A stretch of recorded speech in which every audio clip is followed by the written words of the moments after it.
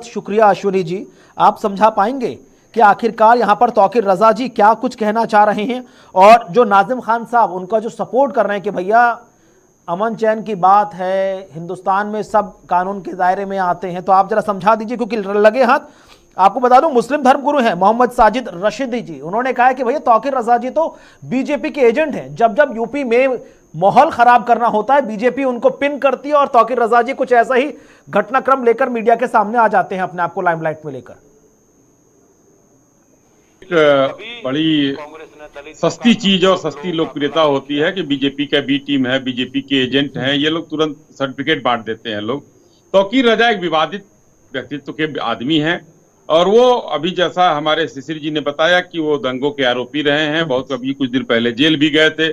तो वो विवादित व्यक्ति हैं और हमेशा विवादों में रहना चाहते हैं, और इससे भाजपा का क्या लेना देना है। भारतीय जनता पार्टी की सरकार आई और 2021 में हम लोगों ने एक कानून पे यहाँ पर पास कराया कि किसी भी तरीके से, किसी भी, अभी जिस तरीके से हमारे मुस्लिम स्कॉलर नाजिम जी कह रहे थे कि मुस्लिम लड़की हो और हिंदू लड़का हो तो नहीं होता है, लेकिन मुस्लिम लड़का हो हिंदू लड़की, हमने कहा उसमें आप पढ़िए, उसको जाकर उसको स्पष्ट रूप से पढ़िए कि कोई भी हो अगर लब जिहाद उसमें होता है साबित तो वो जेल जाएगा।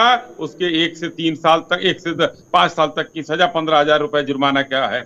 अगर सामूहिक धर्म परिवर्तन कराया जाता है तो 1 से 3 साल की सजा है और 50,000 रुपए का जुर्माना है। ये संवैधानिक रूप से है, हमारे संविधान में भी व्यवस्था की गई है।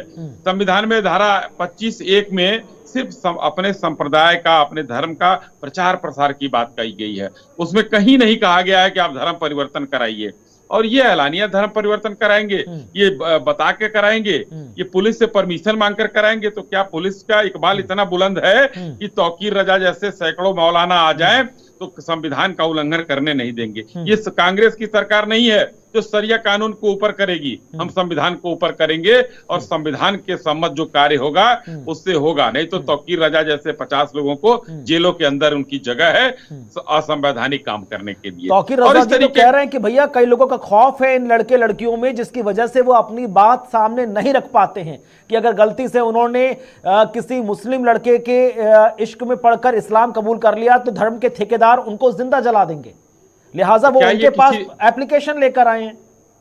ये इस देश में कहीं राजतंत्र है और वहां के ये राजा है कि जो निर्णय दे देंगे? न्यायपालिका है हमारी कुणाल जी, और न्यायपालिका पर सबको भरोसा है, चाहे लड़की हो लड़का हो कोई परिवार हो, न्यायपालिका में जा सकता है, अपनी शिकायत दर्ज करा सकता है। ये होते कौन है फैसला देने वाले? हिंदुस्तान, मैंने पहले भी कहा, संविधान सम्मत है और था और रहेगा। इनको बीच में दखल देने की जरूरत नहीं है, और ज्यादा आगे आने की कोशिश करेंगे तो इनके खिलाफ संविधान सम्मत कार्यवाही कर दी जाएगी। डॉक्टर राहुल यादव समाजवादी पार्टी से प्रवक्ता हमारे साथ जुड़ रहे हैं।